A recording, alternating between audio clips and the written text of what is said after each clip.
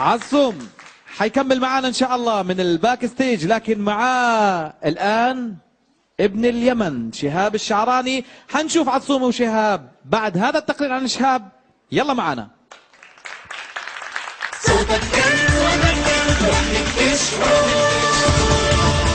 يا حمام الشوق وديلي وصل سلامي يا طيبة، قلبي عليها مشتاق إليها زايد غرامي. أنا شهاب الشعراني من اليمن السعيد، بتمنى تصوتوا لي على الرقم 6. صوتك كان ومكان لحنك هون طبعا معانا اليوم هلا معانا الكنز المبدع شهاب الشعراني. كيفك يا شهاب؟ الحمد لله بخير وعافية إن شاء الله. كيف استعدادك لهلا لانك اول مره بدك تطلع على مسرح كنز؟ إن شاء الله تمام، وأنا أمتلك يعني الثقة بالنفس.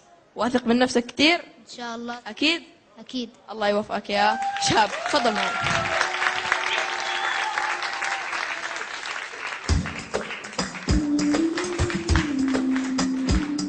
آخر النهار راجع لحظات نهاره، شوف يسار شوف يسار مع غيرك وبأسرارها. آخر النهار راجع لحظات نهاره، شوف يسار مع غيرك وبأسرارها. ليلى ليلى لا لا لا لا لا لا لا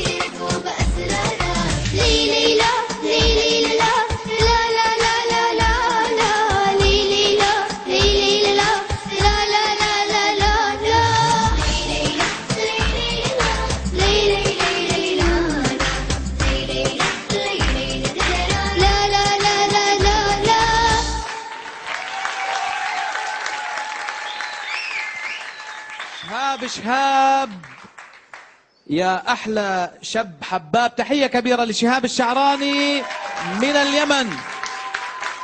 نبدأ بعمو براء العويد، رأيك بأداء شهاب الشعراني؟ شهاب ما شاء الله، اول شيء اسمك حلو، بحب اسم شهاب انا كثير على فكره. سميك أبو شهاب يعني؟ يعني كانوا يسمون العقيد ابو شهاب، تعرفون؟ ايه تمام. طيب ما شاء الله شهاب، انا اليوم حتى بالبروفا حكينا له ما شاء الله عنده صوت بيوصل احساس جميل، اداؤه هيك سهل ممتنع انا بسميه. ما شاء الله عليه، يعني هيك صوته بيدخل القلب، وسمعته بكذا لون الوان الاغاني والاناشيد، صراحه مميز ما شاء الله عليه. بتمنى له ان شاء الله هيك يكون من النجوم الساطعين إن شاء الله يا رب. يسلمك. إن شاء الله يا رب. عمو مراد، رأيك بأداء شهاب؟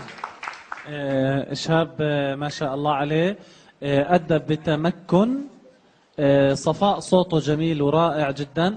أدى شيء احنا بنسميه ثيرد، طبعا نوع من المهارات الغنائية الصعبة، الهارموني المعروف عنه. غناه بتقنية عالية في مقطع صعب، حب يورجينا شو عنده، لكن بشكل عام جدا رائع، أبدعت، ويعطيك ألف ألف عافية. يعني عرض عضلاته الصوتية علينا؟ نعم من الآن، من أول عرض بعد. تمام. أستاذ خالد، رأيك